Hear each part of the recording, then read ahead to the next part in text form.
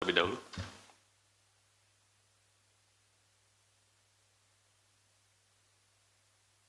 Cukup? Tanggal 8 Januari tahun 2025, KPK kembali akan menyampaikan perkembangan penyidikan dugaan tindak pidana korupsi terkait dengan investasi PT Taspen Persero tahun 2019 yang dikelola oleh PT IMM.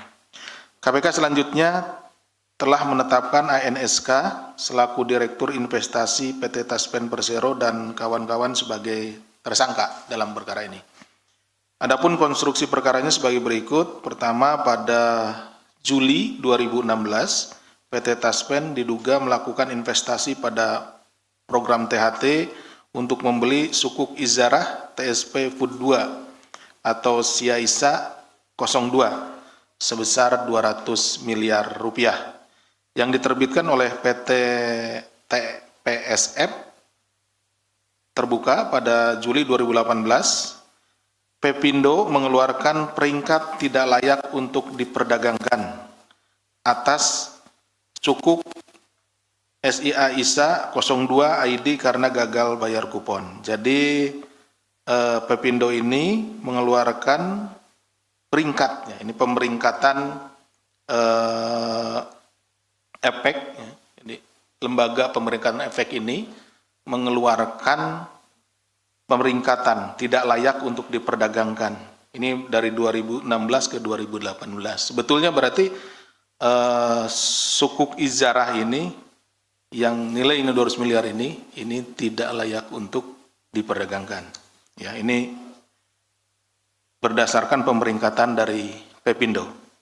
Selanjutnya pada Agustus 2018 terdapat proses pengajuan permohonan PKPU ke Pengadilan Niaga di Pengadilan Negeri Jakarta Pusat dan dinyatakan sebagai PKPU tetap terhadap PT TPSF oleh PT TSM. Pada Januari 2019, tersangka ANSK diangkat menjadi Direktur Investasi PT Taspen Persero dan pada April 2019 PT Taspen membahas opsi perdamaian PKPU yang dihadiri seluruh direksi termasuk tersangka ANSK selaku Direktur Investasi. Dalam rapat tersebut dibahas mengenai proposal perdamaian. Jadi digugat untuk dipilotkan. Dalam rapat tersebut, Direktur Investasi memberikan gambaran skenario tindak lanjut terhadap sukuk 2 TPSF, yakni opsi untuk tetap pada sukuk dengan jangka waktu yang diperpanjang selama 10 tahun atau opsi lainnya. Mengubah sukuk menjadi saham bersama dengan PT TSM yang kemudian diubah menjadi unit penyertaan pada reksadana PT TSM. Pada rapat ini, tersangka ANSK selaku Direktur Investasi menanggapi pertanyaan dari Direktur Utama, yakni opsi terbaik adalah mengkonversi ke reksadana. Gitu. Jadi disampaikan oleh saudara ANSK bahwa opsi terbaiknya adalah mengkonversi ke reksadana.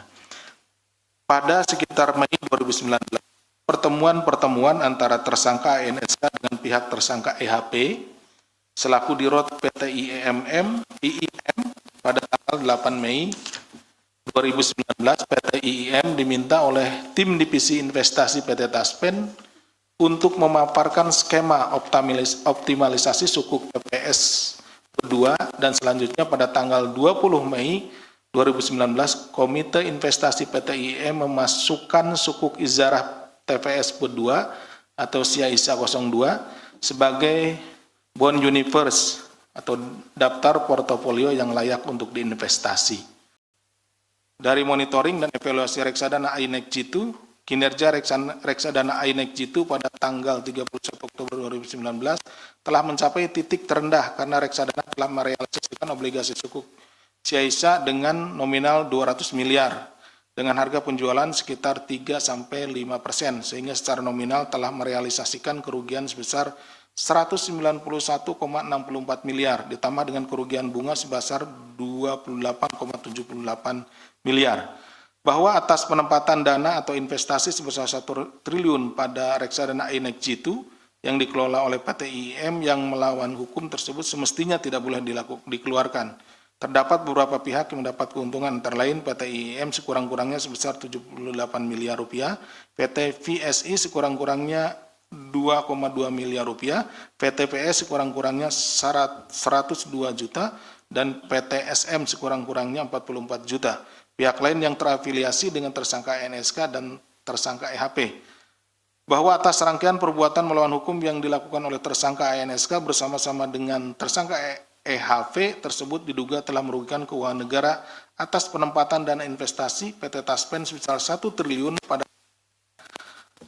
RD INEX Jitu yang dikelola oleh PT IEMS tidak-tidaknya sebesar 200 miliar rupiah. KPK selanjutnya melakukan penahanan kepada tersangka NSK dan untuk 20 hari pertama terhitung sejak 8 Januari sampai dengan 27 Januari 2025. Penahanan dilakukan di Rutan Cabang Gedung KPK Merah Putih. Demikian yang bisa kami sampaikan.